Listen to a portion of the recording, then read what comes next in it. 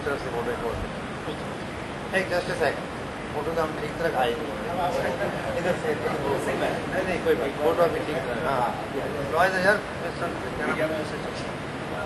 चलेगा। हाँ हाँ हाँ ओके।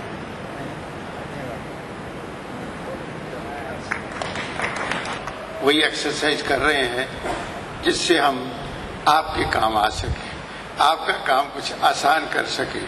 प्रेस रिलीज कैसे बनानी है, फीचर आर्टिकल कैसे लिखना है, कैसे प्रोड्यूस करना है, उसके क्या क्या फीचर्स होते हैं, उसके इम्पॉर्टेंट कैरेक्टरिस्टिक्स क्या क्या होते हैं, इंग्रेडिएंट्स क्या क्या होते हैं, मिशन की फिलॉसफी में कहाँ कहाँ से हम उठा के और जो हमारे जो आज के हालात हैं उनके साथ जोड़कर, लोकल हालात के साथ जोड़कर उनको कैसे प्रेजेंट किया जा सकता है। तो कल से यही एक्सरसाइज चल रही है। तो आपके लिए कुछ नया नहीं है, लेकिन आप जो कुछ कहेंगे वो हमारे लिए नया होगा। इसलिए मैं आपको आमंत्रित करता हूं कि हमारा मार्गदर्शन करें। आइए, धन्यवाद।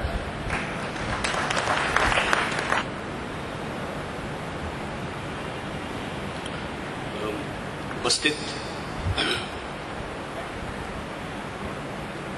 निरंकारी मीडिया वर्कशॉप के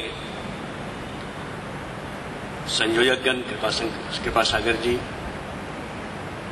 बहुत से लोगों के से मैं परिचित हूँ, आपके छाबरा जी वगैरह बहुत सारे लोग, और आप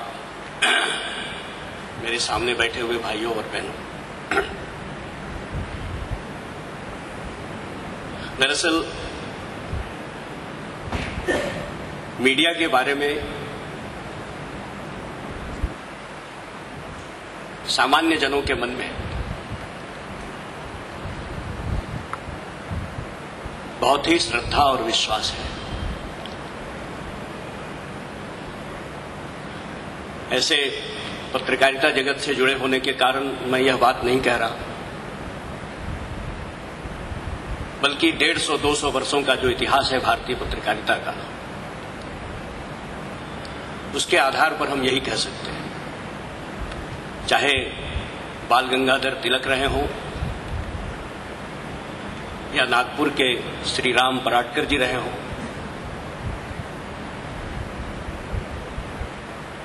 या वात्स्यायन अज्ञेय जी रहे हों, और आज की पीढ़ी में कहें तो धर्मवीर भारती, जी वर्गीस, मराठी में कहें तो कुमार केतकर, बहुत सारे लोग। पत्रकारिता एक आंदोलन है जो हमारे और आपके मन से निकलता है। आजकल एक परिभाषा चली है सिटीजन्स जर्नलिस्ट, वो आप में से ही आते हैं। हमें जो सूचनाएं मिलती हैं वो आपसे मिलती हैं, और ये एक, आज की भाषा में कहें, कंप्यूटर युग की भाषा में कहें तो एक डेटा कलेक्शन होता है, और उन संग्रहणों के आधार पर, on the basis of that data collection, we emphasize on many things. While it is a social amelioration, it's a factor of social reformation, and in this 21st century we can say it's a social engineering. बहुत सी चीजें बदल रही हैं। ताम्रपत्र से लेकर आज हम सिलिकॉन की पट्टियों पर आ गए हैं। सिलिकॉन की पट्टियां मतलब कंप्यूटर। भारतीय भाषाओं का संबंध कंप्यूटर से बहुत कम है, लेकिन ऐसा कहा जाता है कि भारतीय भाषाओं की जननी संस्कृत बहुत ही कंप्यूटर फ्रेंडली है। अगर कोई हिम्मत करे, हिम्मत नहीं हो रही, अगर कोई हिम्मत करे भारत में, तो आज जितने कुछ आप अंग्रेजी में देख रहे हैं वह सब कुछ हिंदी में, आपकी मातृभाषा में, भारतीय भाषाओं की बात कर रहा हूं, जो 17 भाषाएं हमारे संविधान में प्रदत्त की गई हैं, उन भाषाओं की बात कर रहा हूं। सभी भाषाओं में हम कंप्यूटर का संचालन कर सकते हैं। और एक चीज और बताऊं कि कंप्यूटर चलाने के लिए पीएचडी या कोई पढ़े लिखे होने की आवश्यकता नहीं है। 4वीं 5वीं तक अगर पढ़ सकते हैं तो आप कंप्यूटर के पंडित बन सकते हैं। लेकिन पत्रकारिता एक अलग विधा है। वह इसलिए कि इसमें एक लेखन की प्रवृत्ति होती है, समाज से आगे जाकर सोचने की क्षमता होती है और भविष्य को देखने का एक चश्मा होता है। अगर आप ये तीनों कर सकते हैं तो आप मीडिया के लिए बहुत ही उपयोगी और बहुत ही, या कहूं मैं, मित्रतावत व्यवहार आपसे मिल सकता है। मैंने लगभग मैं 30 वर्षों से पत्रकारिता में हूं। मैंने आपके ही आंदोलन को, संत निरंकारी जी का जो आंदोलन चल रहा है, या उसे कहें जो एक सामाजिक आर्थिक परिवर्तन, सांस्कृतिक आध्यात्मिक चेतना का जो एक धारा बह रही है भारत, उसमें भी कई तरह के परिवर्तन आए। पहले इतना ज्यादा आप ऑर्गेनाइज नहीं थे, संगठित नहीं थे। बहुत ही कम लोग प्रेस में आकर कुछ सामग्री छोड़कर जाते थे। आज यह मामला बहुत ही आगे विकसित हो चुका है। आपकी एक मीडिया सेल है जो निरंतर यह प्रयास करती है कि जन सामान्य से आपका संबंध जुड़ा रहे। यह जरूरी होता है, जिसे आज की भाषा में पब्लिक रिलेशन कहते हैं। और ये जब तक नहीं होगा तब तक समाज में जो परिवर्तन हो रहे हैं इसकी जानकारी लोगों को नहीं मिल सकती।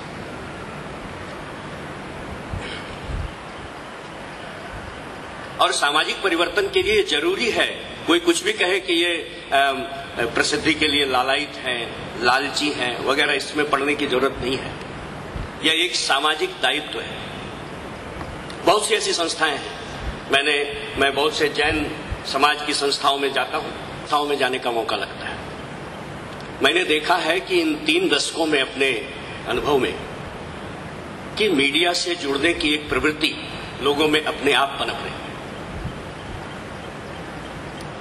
और जो श्रद्धा और विश्वास की बात मैंने शुरू में कही थी, उसके पीछे एक ही कारण है कि अगर मीडिया और मीडिया में काम करने वाले लोग, चाहे आप हो या मैं, अगर प्रामाणिक नहीं है, अगर सूचना देने में सही नहीं है, तो कोई भी सही निर्णय नहीं आएगा। आज मैं कह दूं कि यहां पर बारिश है, बाढ़ आ गई है और ये खबर छप जाए, क्या होगा? कौन विश्वास करेगा? और मैं तो उससे भी आगे जाकर कहता हूं कि भगवान की मंदिर में जाकर अगर पुजारी ही लूट ले भक्त को, तो कहां जाएगा? लोग कहां जाएंगे? और वही रोल है मीडिया का। और इसलिए आप श्रद्धा और विश्वास से मीडिया को देखते हैं। मीडिया को चौथा खंभा कहते हैं, जबकि ऐसी कोई शक्ति या ऐसा कोई प्रावधान या कोई अधिकार संविधान में हमें नहीं मिला। यह लोगों के द्वारा दिया हुआ यह स्तंभ है। इस पर इसलिए लोग इस पर भरोसा करते हैं। हमने देखा है बहुत सारे मामलों में, हालांकि आपकी संस्था अलग है, जब भी कहीं सामाजिक अत्याचार या कुछ भी होता है तो लोग अदालत के बाद सिर्फ हम लोग के पास ही आते हैं। इसलिए इस चीज को समझने की जरूरत है कि जो भी जानकारी हम दें वो सही हो, सटीक हो और कम शब्दों में, क्योंकि लिखना सबको नहीं आता, लिखना सिखाया जाना चाहिए। और मैं चाहूंगा कि जो यहां मीडिया सेल के जो प्रभारी हैं, वो आपसे किसी भी घटना पर एक रूपक या उसकी एक समाचार बनाकर आपको दें। मुझे नहीं पता कल आपको क्या पढ़ाया गया, क्या बताया गया, लेकिन एक बात ये कहना चाहूंगा कि जिस तरह से हमारा शरीर है, हमारा सिर है, हमारा धड़ है, हमारा पैर है, उसी तरह से न्यूज की भी एक रचना होती है। और हमें तो यह सिखाया गया है कि पहली 3 पंक्तियां पढ़ने से अगर हेडिंग नहीं बनती है तो वह न्यूज गलत बनी हुई है, ऐसा मान लेना चाहिए और फिर उसको सुधार करना चाहिए। और कम शब्दों में ज्यादा जानकारी अगर आप दे सकें अभी आपके भी प्रेस रिलीज में बहुत सारे सुधार हुए। मैं तो करीब 15-20 वर्षों से बहुत नजदीक से मॉनिटर कर रहा हूं। आपके इसमें भी बहुत सुधार आया है। बहुत ही संक्षिप्त, बहुत ही सटीक भाषाओं का थोड़ा बहुत वो आप में नहीं आ सकता, क्योंकि आप उस फील्ड से नहीं, वो काम हमारा है। इसलिए फिर भी आज रेडी टू ईट का जमाना है।